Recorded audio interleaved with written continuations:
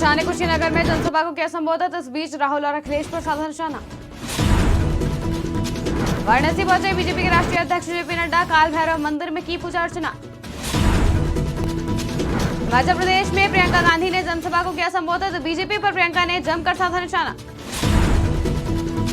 बिहार के बख्तियारपुर में राहुल गांधी ने जनसभा को किया संबोधित। पीएम मोदी पर जमकर साधा निशाना। सीएम धामी ने 4 धाम यात्रा को लेकर की बैठक। यात्रा के लिए 31 मई तक ऑफलाइन पंजीकरण बंद रहेगा। नमस्कार, स्वागत है आपका आज की खबर में। मैं हूं आपके साथ महिमा शर्मा। बढ़ते हैं देश की बड़ी खबरों की ओर।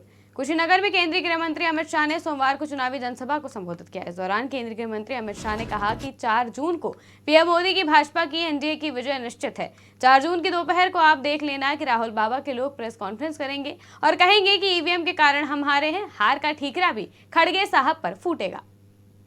मैं आज इस कुशीनगर के मंच से 4 तारीख का परिणाम कहता हूं।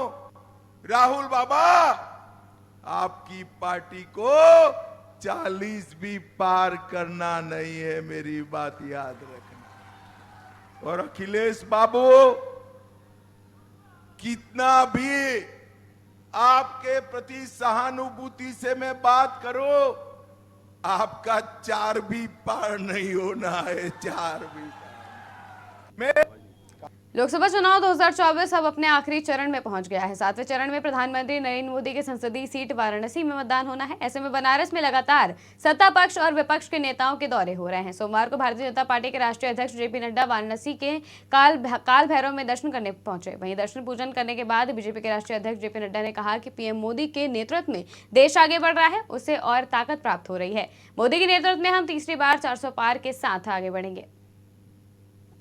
काशी हम सब जानते हैं कि धार्मिक नगरी है और सनातन की एक तरीके से पोषक नगरी है और सनातन धर्म को आगे बढ़ाने वाली और भारत की संस्कृति से जुड़ा हुआ विषय है।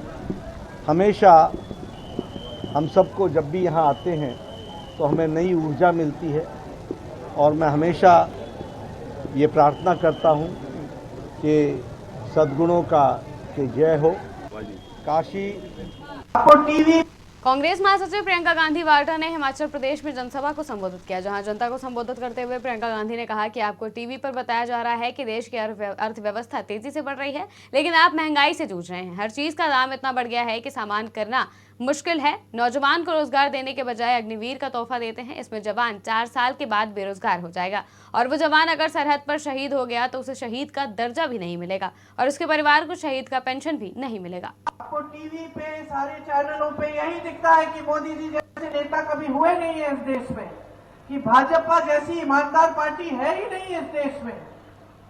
आपको बताया जा रहा है कि अर्थव्यवस्था तेजी से आगे बढ़ रही है, लेकिन आप घर जाते हैं महंगाई से जूझ रहे हैं। दुकान जाती है, मेरी बहनें कुछ खरीद नहीं पा रही हैं, बच्चों को पाल रही हैं। बच्चा बीमार पड़ता है तो समझ में नहीं आता कि इलाज कैसे कराएंगे।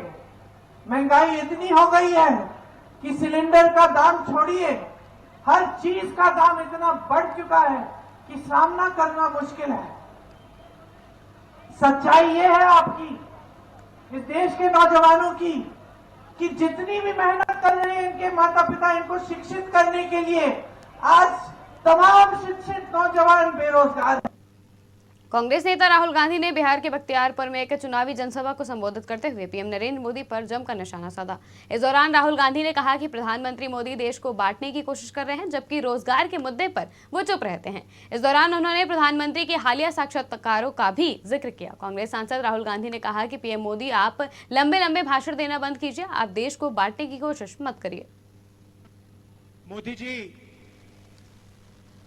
आप लंबे लंबे भाषण देना बंद कीजिए, आप देश को बांटने की कोशिश नहीं कीजिए। आप सबसे पहले देश के युवाओं को यह बताइए, बिहार के युवाओं को यह बताइए कि आपने हिंदुस्तान के युवाओं को कितना रोजगार दिया, कितनी नौकरियां दी। आपने 2 करोड़ युवाओं को रोजगार देने की बात की थी। आपने एक युवा को नौकरी नहीं दी। यहां हाथ उठा के दिखाओ भैया, बेरोजगार, ये बेरोजगार हाथ उठा के दिखाओ। ये है नरेंद्र मोदी का नतीजा।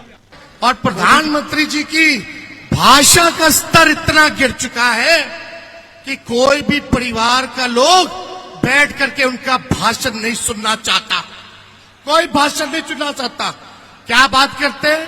मंदिर, मस्जिद, मछली, मटन, मुजरा, ऐसी ऐसी बातों का वो जिक्र करते हैं। ये उनके लिए मुद्दा है।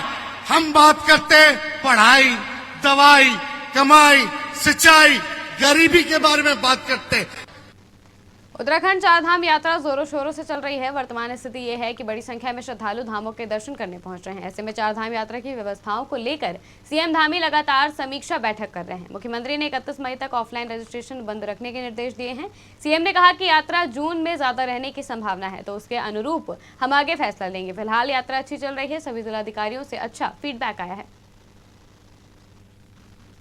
दिल्ली के बेबी केयर हॉस्पिटल में आग लगने की घटना मामले में गिरफ्तार अस्पताल के मालिक नवीन खिची और डॉक्टर आकाश को 30 मई तक 3 दिन की पुलिस हिरासत में भेज दिया गया है। 25 मई को विवेक विहार के अस्पताल में आग लगने से 7 नवजात शिशुओं की मौत हो गई थी और कई अन्य घायल हो गए थे। विवेक विहार में बेबी केयर हॉस्पिटल में आग लगने की घटना पर दिल्ली अग्निशमन विभाग के निदेशक अतुल गर्ग ने कहा कि वीडियो की जांच और प्रत्यक्षदर्शियों से पूछताछ के बाद अधिक जानकारी सामने आएगी, क्योंकि जांच शुरू कर दी गई है। प्रथम दृष्टया मुझे ऐसा लगता है कि आग लगने के पीछे कोई और कारण नहीं बल्कि बिजली की खराबी है। यदि कोई दूसरा निकास या कोई अन्य आसान पहुंच होती तो हम अधिक बच्चों को बचा सकते थे।